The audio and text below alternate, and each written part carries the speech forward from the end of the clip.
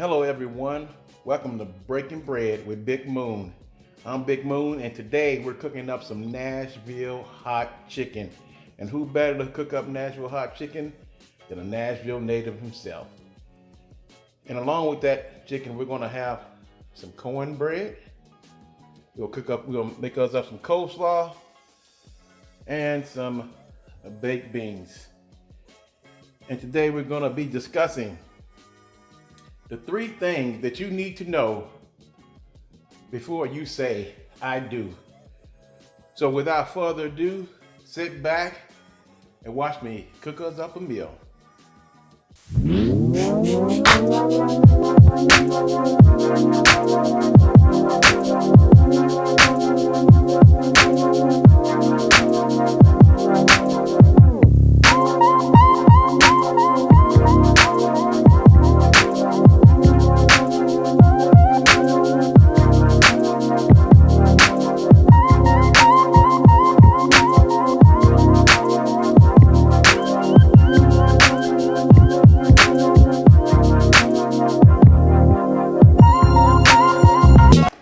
People, welcome back to Breaking Bread with Big Moon. I'm Big Moon, and today I cooked up some Nashville Hot Chicken for you today. But before we get into today's topic and get into my meal that I prepared, I'll just give you a little history. Excuse me. I'll give you a little history on Nashville Hot Chicken. I know you all probably think that the Colonel created Nashville Hot Chicken. But no, that's not true at all. Actually, Nashville Hot Chicken was created by an African-American man in Nashville, Tennessee, named James Thornton Prince. And the story goes is, well, Prince was a bit of a womanizer. He was a ladies' man. And of course, his girlfriend that he was seeing at the time, like any person, didn't like it, So she decided that she was going to get a little revenge on Prince. So what she did one day was cook him his favorite meal. And Mr. Prince's favorite meal was fried chicken. And he smelled the chicken cooking. He came to the kitchen and sat down at the table. Excuse me. He sat down at the table waiting for his chicken. But what she did was, before she served it to him, she doused it in hot sauce, drenched it in hot sauce. That's what she did. And then she served it up to Prince.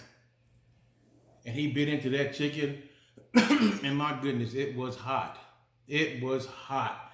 But to her surprise, Mr. Prince actually liked the chicken.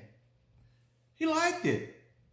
So what he did was gathered up some people and decided to open up a barbecue joint on Jefferson and 28th Street in Nashville, Tennessee. It started off as a barbecue joint, but it has evolved since then, and it's called Prince's Hot Chicken right now. That's what it's called, and his great niece owns the place now, from my understanding. But Prince's Hot Chicken is well known throughout Nashville. As a matter of fact, celebrities like Jerry Seinfeld have eaten there. Guy Fieri has eaten there. The guy from Triple D, if I'm saying his name correctly. And I'm going to tell you folks, whenever white people come to the hood and eat at a black man's restaurant, that's when you know the food is good. That's when you know the food is good. But anyway, enough about Mr. Prince Chicken. Let's try some of Big Moon's Hot Chicken. Now, Prince Hot Chicken is breaded and deep fried, and then dunked in hot sauce. But I bake mine, so we're gonna go and see what this Give a look at that. That's good stuff. Let's see what this chicken tastes like. It's so juicy. Look at that. That's good stuff. It's not real hot though. It's not real hot. I didn't get enough heat on it. It got a little spice to it.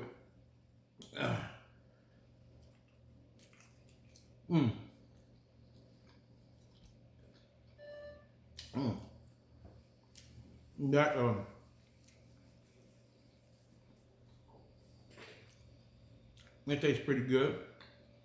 Try these beans out.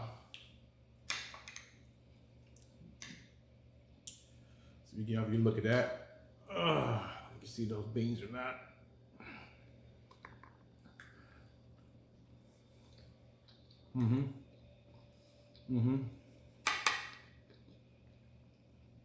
Beans good. Got this coleslaw.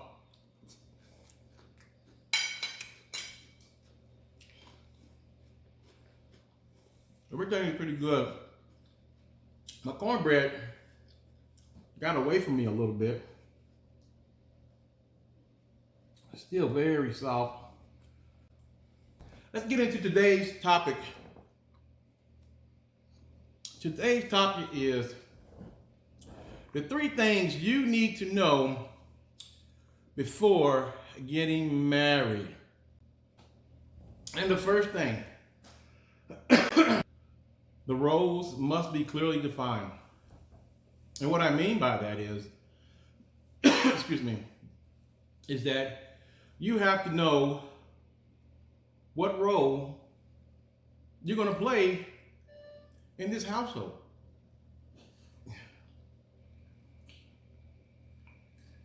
You need to know your role before you go and decide to spend the rest of your life with someone.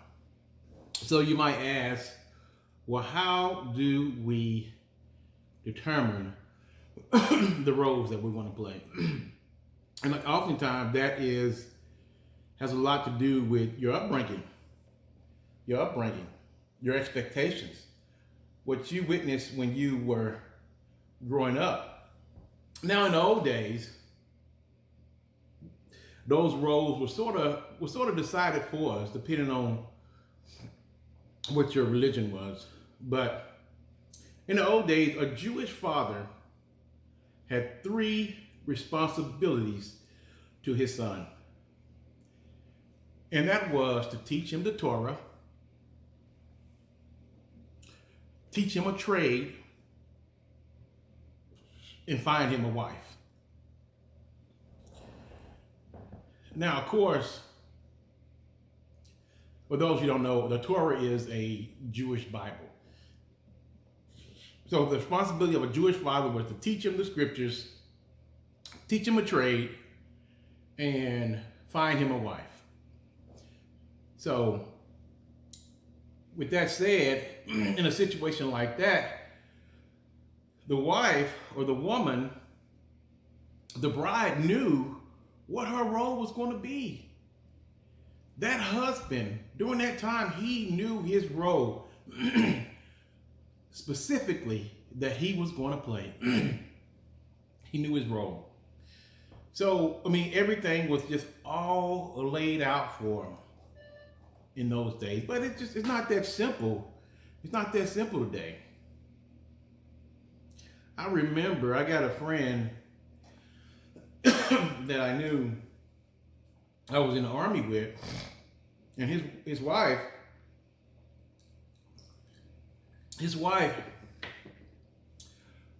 father, her father, he's one of these old cats, one of these old hustler type cats. He had 2 or 3 jobs. He owned property in the hood, you know what I mean? He owned a store in the hood, I mean, he was all over the place. He just kept money in his pocket. He just ran numbers on the side. Dude was never home. Never home. But he kept money in his pocket. He provided for his family. And my buddy, his wife, that was her expectation. That's what a husband's supposed to do. And she put pressure on him to get a job, a second job. Now, he had a good job already, his one job. He had no desire to go get a second job, but he was a decent fellow. He wanted to make his wife happy. And he went out and got a second job. He's working at a Walmart or something like that. And that lasted about 30 days before he said, bump this, man. I'm not doing this. You know, told his wife, hey, I'm not your father. I'm not your father. Even myself, before I got married, you know, had these unrealistic expectations. When I was in high school, I watched my grandmother. I lived with my grandmother when I was in high school, and I watched this woman do everything. I watched her do everything. She would wake up at dark 30 in the morning. My grandmother did. She would iron my clothes, get herself together, and then she would wake me up before she left for work. She would just say, Calvin, wake up, boy. She never called me by my right name. You know, my whole life she called me Calvin. She never called me Kevin. It was Kevin with an A, Calvin. And she would do all these things. She would go off to work, and my grandmother didn't have a car. She either walked to work, caught the bus, or caught a cab. That's how she got to work. Never drove. My grandmother never drove, but she made things happen. And she would spend all day at work, come home. Now, my grandmother's place was like the hub, you know, where everybody came after school. You know, all her grandkids, most of her grandkids, came there after school, and our parents would pick us up later. But I lived there. But anyway, my grandmother would come home, clean, and prepare dinner for, gosh, I don't know how many grandkids. As a matter of fact, I didn't even know what a canned biscuit was, because my grandmother would make biscuits every day from scratch. That's what my grandmother did. That's what I witnessed for a long time. And so, when I got married, I've been married twice. When I got married to my first wife, I had these expectations of what a woman should be, of what a wife should be. Now, her and I did not discuss what roles we were going to play. I just assumed she knew her role, which was to cook and clean and take care of me, you know. I expected a 19-year-old girl to have the same experience as my 60-year-old grandmother.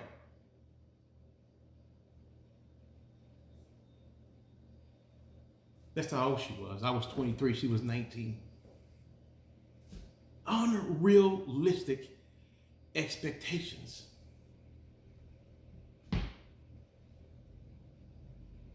And because of that, it caused many problems in our marriage. So it is important, people, that you sit down and discuss the role that you are going to play in your marriage or live-in relationship. Moving on to the second thing.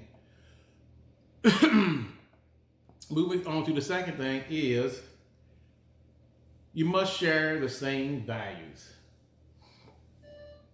You must share the same values. We all heard that expression that opposites attract. Opposites attract. And when those opposites attract, it's a very passionate, intense relationship for all of 30 days.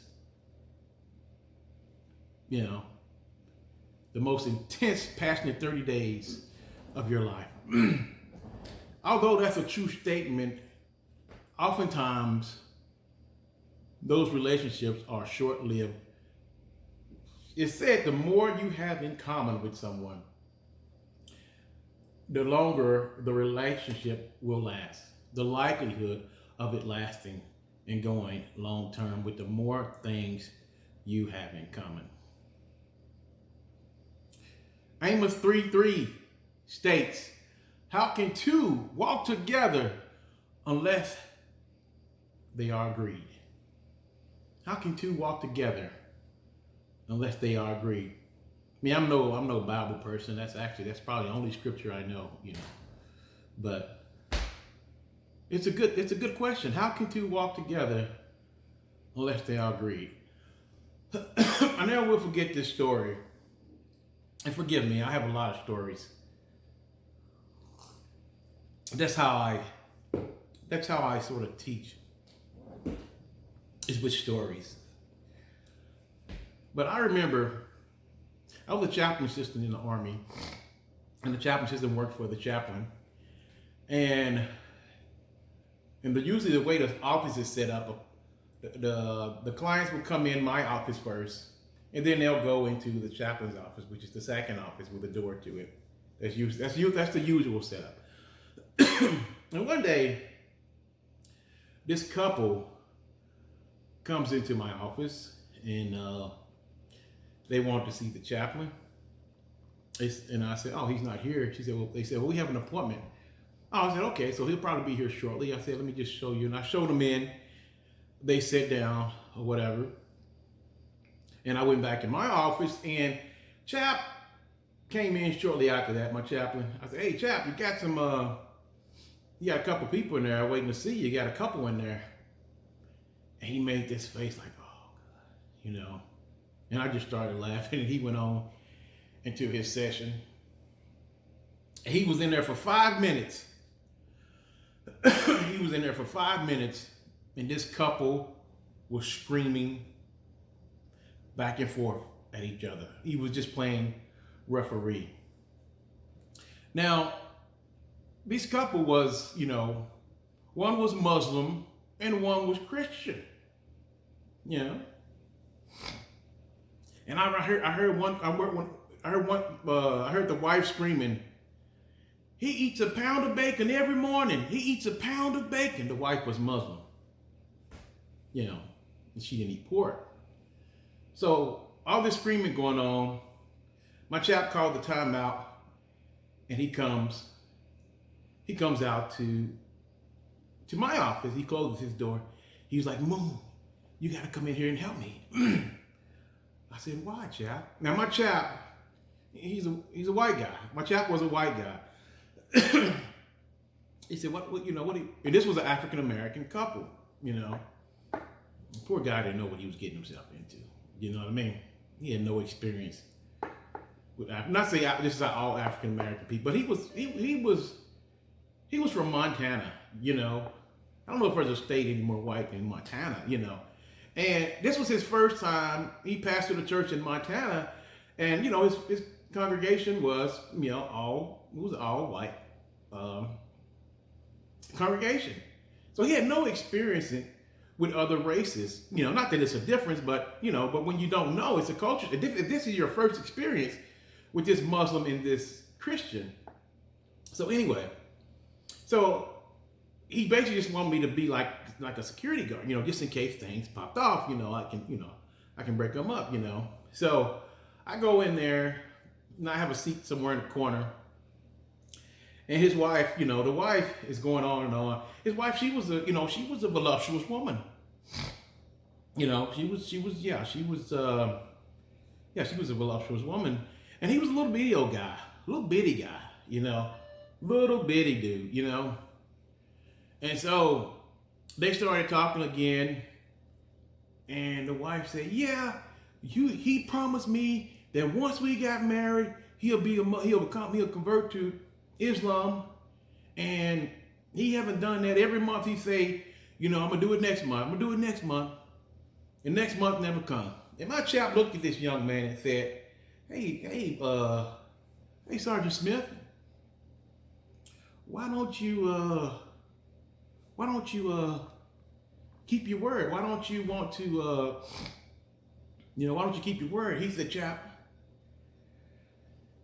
is this a safe place, chap?" My chap was like, "Oh yeah, yeah. So I can say what I want to say and nothing happened to me."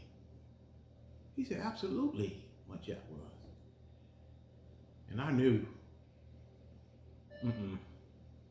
this was going to be bad. When he asked that question, I knew this was going to be bad. And I looked at his wife, and she knew it was going to be bad too. I could see her preparing herself for what he was about to say. So, chap, I'm going to tell you, chap. I'm be honest. I'm going to be honest with you, chap. The reason I cannot be a Muslim is because I love white women and pork. That's what he said. That's what he said. And his wife tore into him. Oh my gosh. She tore into him like a pit bull. And she jumped on top of him. He was on the couch. My chap tried to come behind and grab this sister. This sister pushed him off. Chap fell back all on his desk and said, "Moon, moon, moon." I jumped up. I got behind this sister. Like I said, she was a voluptuous woman, you know. I think her breast was like a triple Z. No kidding. And I cuffed my arms. I came from the back, from behind her. I cuffed my arms under her arms like that. And like I told you, she had some big breasts. I couldn't get my arms around her. And her breasts were like watermelons, just filling my arms right here. I just had these things like that. And I pulled her back off of her husband. I was able to do it. Oh yeah, I was able to do it. Needless to say, we didn't finish the session. But I had to hold her. We called the MPs, unfortunately, because we couldn't calm her down. I had to hold her until the MPs came, and you know. But my point is, a relationship where two people walk separately is not a relationship at all. Just two individuals. So it's important. That you share the same beliefs, same values. Very important. And the third item on the list is the benefits must outweigh the cost. The benefits must outweigh the cost. If it is costing you more to be in a relationship than it's benefiting you, why stay in the relationship? I mean, if it's costing you more than it's benefiting you, why stay in the relationship? If your partner constantly abuses you physically, verbally, and emotional, why stay? You know, some people,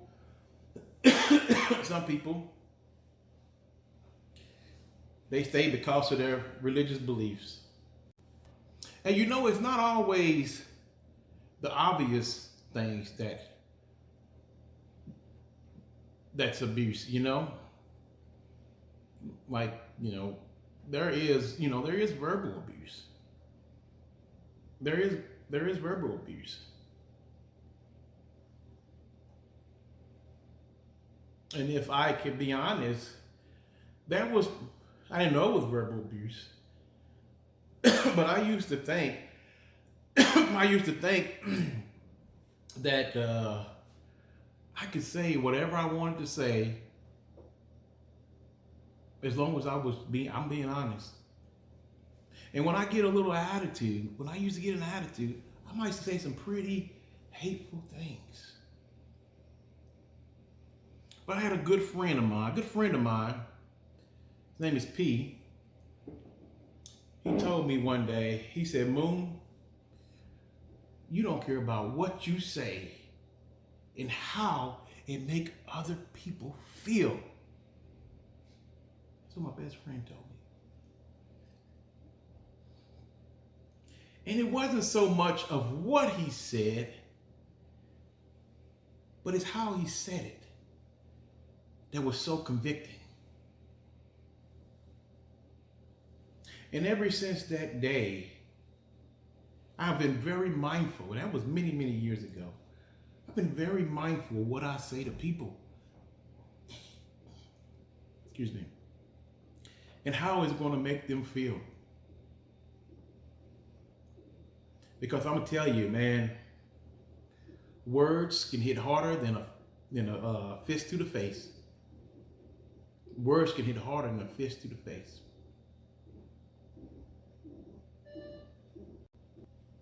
So how do we do a cost analysis before getting married? How do we do that? I tell you what, you will have to tune in to the next video where I share with you a dating scale. I share with you a dating scale that shows you how to weed out the bad apples. Shows you how to weed out the bad apples. And so tune in next time. But just my final thoughts here. There's nothing that I'm telling you that you don't already know or haven't heard before. I mean, it's all common sense. But unfortunately, it's not all common practice. It's all common sense, but not all common practice. And that's why we're here. And that's what we're here to learn from each other. We're not here to judge each other, pick each other up. You know, when I'm about to derail, I want my friends, I want to have people around me to put me right back on track, because we all get off track sometimes. As a matter of fact, I got a little saying that I say to myself: until I have demonstrated 100% infallibility within myself, I am in no position to judge anyone. Big Moon out.